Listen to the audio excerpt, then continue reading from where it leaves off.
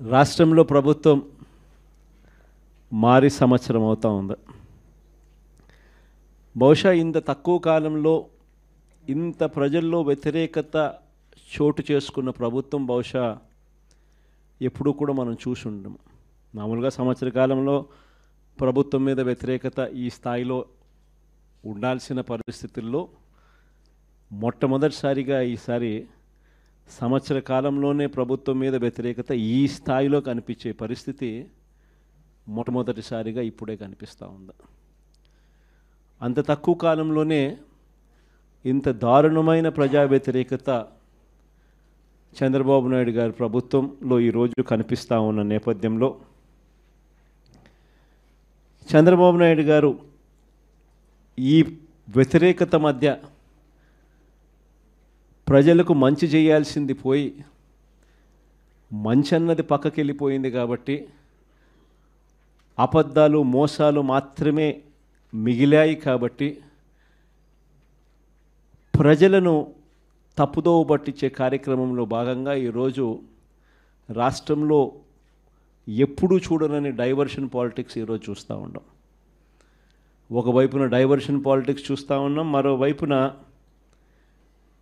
అణిచివేత ధోరణి అన్నది ఎవరైనా కూడా ప్రజల సమస్యల మీద ఎవరైనా స్పందిస్తే, ఎవరైనా గట్టిగా అడగడం మొదలెడితే ఆ గొంతును నొక్కడం కోసం ఎప్పుడూ చూడని విధంగా ఈరోజు రెడ్ బుక్ రాజ్యాంగ పరిపాలన ఈరోజు మనం చూస్తూ ఉన్నాం.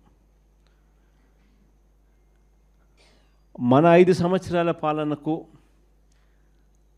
చంద్రబాబు నాయుడు గారి ఇప్పటి పాలనకు మధ్య తేడా అన్నది ప్రస్ఫుటంగా ప్రజలకు అర్థమయ్యేట్టుగా ఈ సంవత్సర కాలంలోనే పాలన చూస్తే ఎవరికైనా కూడా ఇట్టే అర్థమయ్యే పరిస్థితి, వ్యత్యాసం అన్నది ఈరోజు ప్రతి ఒక్కరికి కూడా తేడా తెలుస్తూ ఉంది. మన 5 సంవత్సరాల మన కాలంలో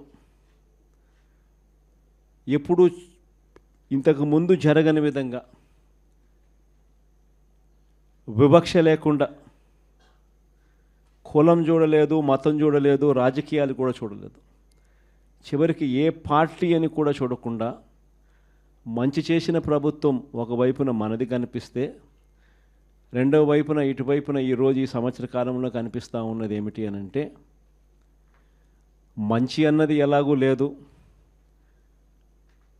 వివక్షకు తావు ఎలాగూ లేదు, ఎందుకనంటే ప్రతి పథకము ఏ పథకము లేదు కాబట్టి. మరోవైపున పూర్తిగా రెడ్ బుక్ రాజ్యాంగం అమలు చేస్తూ